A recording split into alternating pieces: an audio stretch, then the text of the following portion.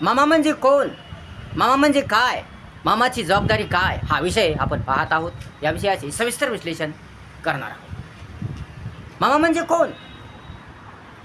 मामा म्हणजे काय? मामा म्हणजे आपल्या भाचीला चांगला दिलासा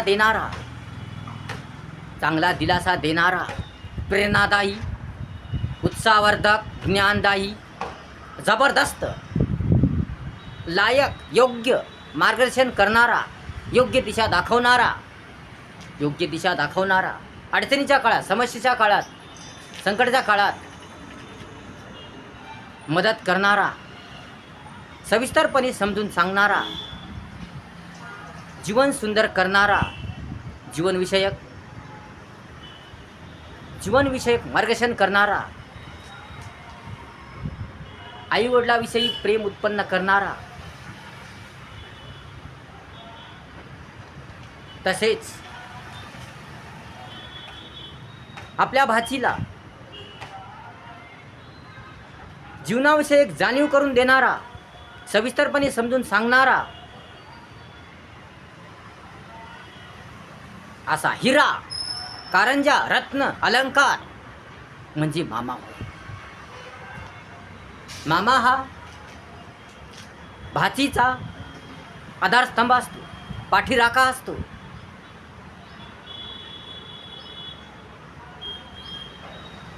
आपल्या भाचीला नीतिमूल्य पटवून देणारा, खरे काय, खोटे काय, योग्य काय, अयोग्य काय यांची तडजोड लावून देणारा, तसेच योग्य चांगलं परिवर्तन करणारा, भाचीचं जीवन सुधरावं, भाचीचं चांगलं व्हावं, भाचीला कळावं, समजावं, भाचीच्या आपल्या आईवडिलाविषयी प्रेम कमी होऊ नये, मायादया कमी होऊ नये,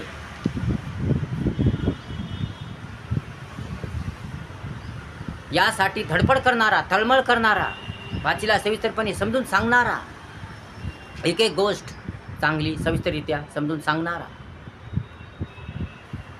चांगली गुणवत्ता शिकवणारा, धैर्य धीर देणारा, साहस देणारा, सांत्वन करणारा, प्रसंगी मदत करणारा असा सर्वात महान तेजस्वी अलंकार म्हणजे मामा होय.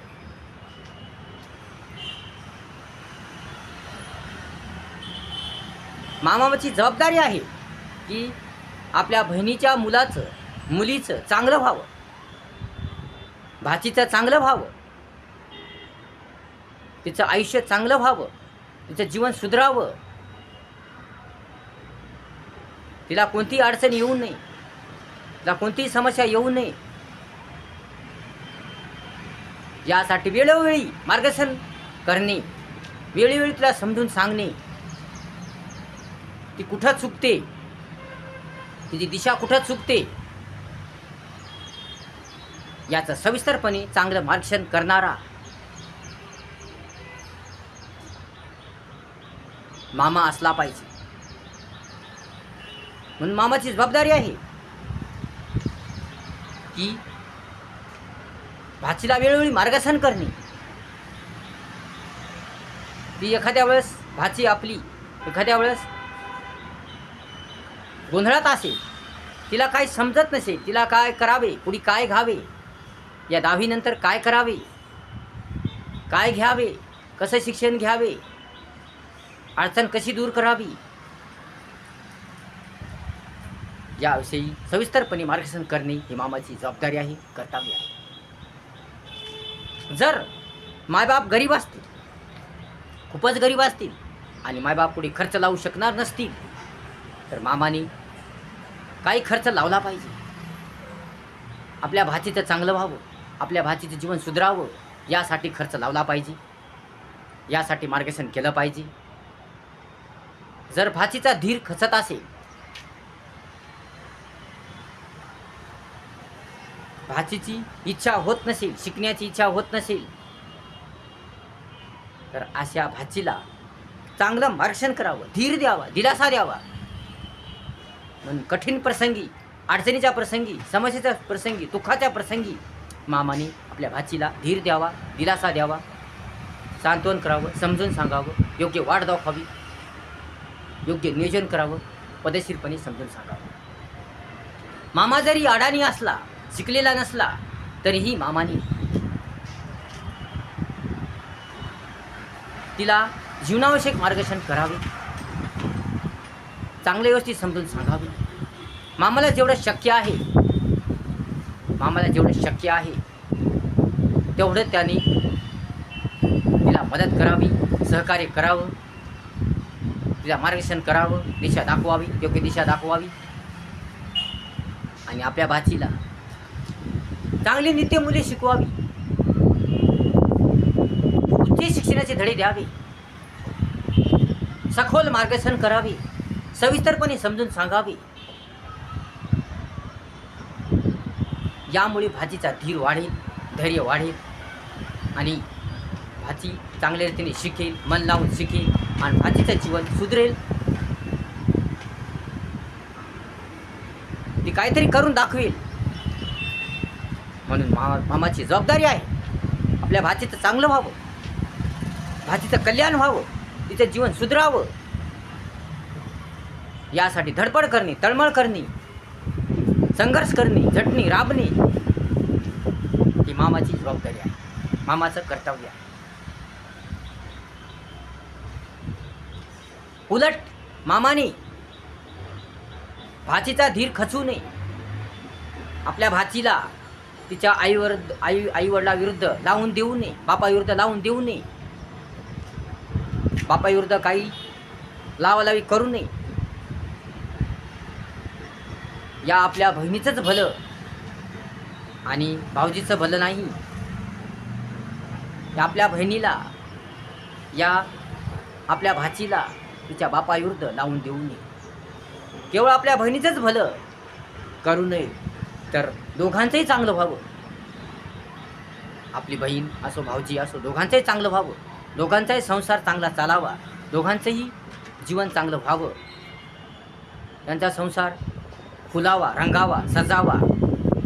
अडचण कोणती येऊ नये, कुठल्या कारणासाठी भांडण होऊ नये, करकर होऊ नये, किरकिर होऊ नये. अडचणी येतच असतात, शेवटी संसार आहे, भांड्याला भांडं लागतंच. असं मामाने, या भावाने आपल्या बहिणीला समजून सांगावं, आपल्या भाचीला समजून सांगावं. सविस्तरपणे मामाने योग्य नियोजन करावं.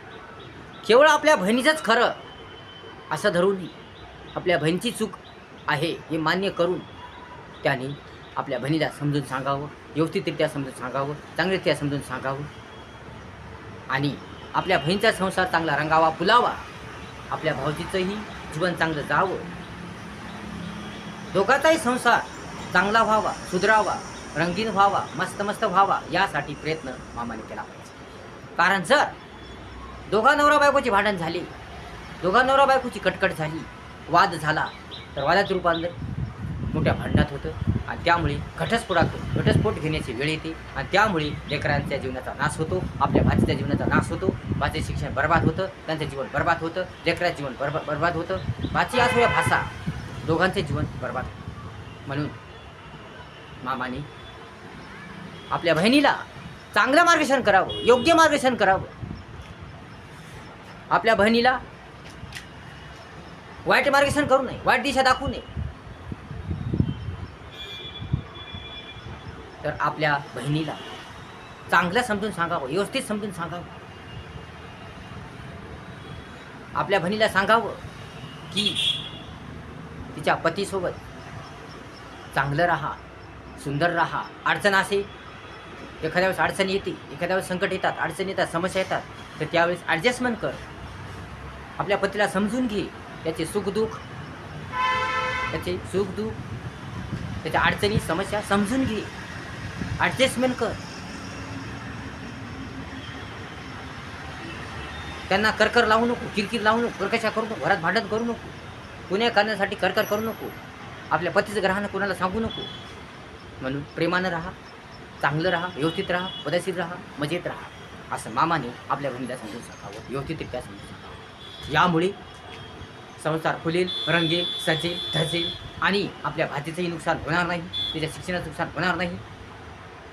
यासाठी मामाने योग्य दिशा दाखवली पाहिजे, चांगले रीतीचे मार्गदर्शन केलं पाहिजे. मामाने आपल्या भाचीला या भाच्याला व्यवस्थितरित्या समजून सांगलं पाहिजे, चांगलीरित्या समजून सांगलं पाहिजे, जेणेकरून भाचीचे जीवन सुंदर होईल, भाच्याचं जीवन सुंदर होईल. म्हणून मामाची जबाबदारी आहे की आपल्या भाचीला या भाच्याला चांगलं मार्गदर्शन करणे, योग्य मार्गदर्शन करणे, चांगली दिशा दाखवणे, वेळोवेळी मार्गदर्शन करणे, मदत करणे, सहकार्य करणे आणि चांगला सल्ला देणे, चांगली वाढ दाखवणे ही मामाची जबाबदारी आहे. व्हिडिओ जर आवडला असेल तर लाईक करा, शेअर करा, कमेंट्स करा आणि आपल्या चॅनलला सबस्क्राईब करा विसरू नका. धन्यवाद.